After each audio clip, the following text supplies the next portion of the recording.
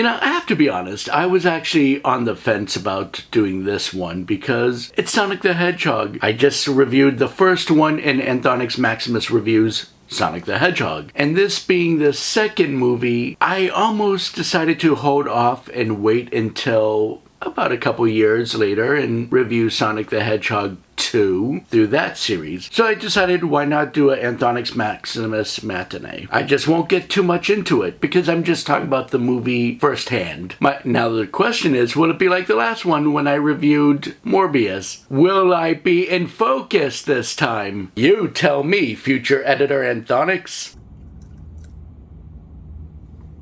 This is a spoiler review. It does have spoilers, so if you haven't seen the movie, I recommend checking out the movie and then coming back here. Unless you don't care, in that case, then away we go. What do I think about this movie? It is pretty good. I was surprised. Going into the theater, I didn't really expect too much of it. I just thought it'd be another kid's film because I'm a grown-ass man seeing a kid's movie. But you know what? Sonic was my childhood before today's kids, so the hell with them. I went ahead and enjoyed myself. Okay, now also the thing about this one is I'm gonna try to do this in one take, which this one take takes 30 minutes. Hopefully there won't be too many pauses and ums that I have to cut out. Isn't that right, future editing Anthonix? Now, I know in the Anthonix Maximus Reviews episode, I kind of went in hard against the writers and director. And what I said is still true, but I will take back some of the sarcasm because the film is actually an improvement on the first one. But I still have my own critiques. The way the film starts, it actually starts with Dr. Robotnik on the mushroom planet. And it's kind of funny. They have the whole system of pulleys and devices to make him coffee every day using mushrooms. And they're all pretty funny. And it's even more funny because later in the film, he does drink some coffee at a coffee shop. And he does say, needs more mushroom. Good callback. Jim Carrey is even more funny in this film because he's that 1990s Jim Carrey that we've come to love, but also because, like the 1990s Jim Carrey, there were times where I had to say, okay, Jim, pull it back a little. You're a bit too much. Because sometimes he'll do things that you could tell was a studio note because, you know, you're trying to get the attention of kids. So every now and then, Dr. Robotnik will pull out some kind of rap or he would do the Fortnite floss. Otherwise, he was pretty funny. He actually was more insane than in the first one. That does happen to you when you're, you know, stuck on another planet for months at a time. And we do learn that the attackers from the first movie that attacked Longclaw was actually the same race as Knuckles. So it's a whole conflict of the past. Pretty much, Knuckles' vendetta against Sonic is that White Claw's race killed off his race, and vice versa. Except for Knuckles, he learned to treat it more like some kind of warrior's revenge, where Sonic just kind of moved on with his life because he found people that loves him on Earth. It's those small details that I really liked and actually built upon. And they redo the scene of Tails entering just like Tails entered in the last movie as a cliffhanger mid-credits. And it's slightly different, but you know, whatever. They had to reshoot, I guess. The voice of Tails, Idris Elba interpretation of Knuckles is pretty hilarious. Think Drax from Guardians of the Galaxy, not grasping Earth culture, but as the rugged warrior type, he learns to accept the customs of Earth. I guess you could compare it to Thor as well. Yeah, the film is actually pretty good, but I will say it's a bit too long. There are too many middle parts in the film that could have been taken out. For example, there's a whole dance sequence between Sonic and the people in Siberia. It's a dance-off. It's cute, but it's unnecessary because Sonic's trying to get to a map so he can find the emerald that unlocks great power, you know, the MacGuffin device. And I'm just sitting there thinking, why are you doing this, Sonic? Why are you doing a dance-off? Why is this a competition to get to the Emerald before Dr. Robotnik and Knuckles? Again, Sonic is fast. All of this could be saved with him just speeding things up and grabbing what he needs. And like I said, there are mid-parts of the film that really is unnecessary, but entertaining at least. For example, Tom and his wife Maddie go off to Hawaii because Maddie's sister is getting married to a man played by Shemar Moore. There is a whole scene where it turns out that Maddie's sister's fiance is actually working for the GUN gun agency that's been trying to track down Sonic. The agency is run by the same military guy from the last film that talks about Olive Garden, because it's not even like an Olive Garden sponsorship anymore.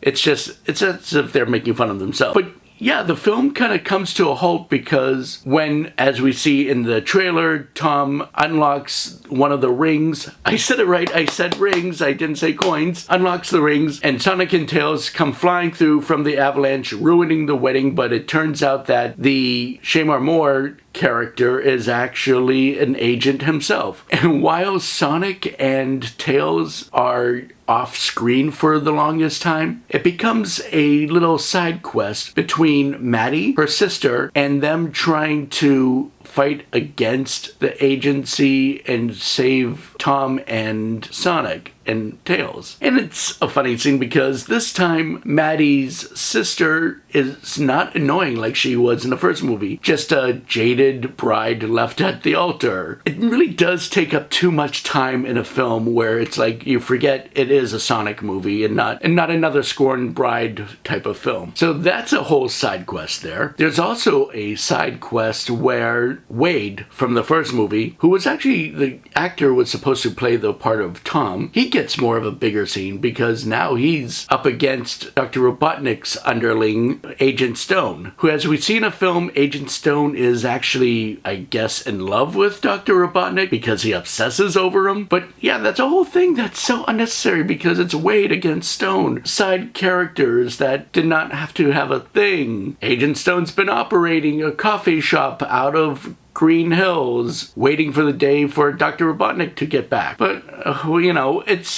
it's whatever. It's fine. It's not needed, but it doesn't take away. And there's a whole maze and labyrinth for Sonic to deal with, and at least they use his speed to get through all that, so it's not like too over the top. Of course you can tell they built a lot of these scenes, the whole avalanche scene. You could tell these are things that were inspired from the video games that they felt the need to insert into the film to remind us that the Sonic the Hedgehog game exists. Now, what I did love and I did appreciate was there was a point where Sonic could not breathe underwater, just like in the video game, and he tries to save a betrayed Knuckles. Dr. Robotnik has taken the emerald and left Knuckles behind, and Knuckles is about to drown in the water because he's buried underneath a pillar, and Sonic actually goes to save him, and as he's trying to keep his breath, you actually see bubbles come up and Sonic tries to swallow the air bubbles so he'll still have air in him.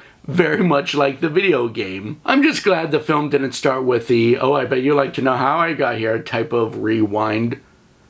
But it was one linear story. And what made the film even more exciting is that at the end, Dr. Robotnik actually builds a giant robot to attack Green Hills. It's that good thing you want in a sequel where they actually take what they've already established and built on top of it. And yeah, that climax can be a bit too long too, but again, it's fine because at least we're entertained by it the whole time. And they really do try to tack on this whole thing that Tom and Maddie are kind of like the loving adoptive parents of Sonic, which I did not get that from the first movie. In the first movie, I thought they were just friends. At the end, he even calls Tom dad. I was not expecting that because I was not getting a dad-son relationship vibe from the first movie, but it does come across more in this film. And I was actually shocked to see that the way Sonic stopped Dr. Robotnik, he actually becomes Super Saiyan Sonic, or Super Sonic. And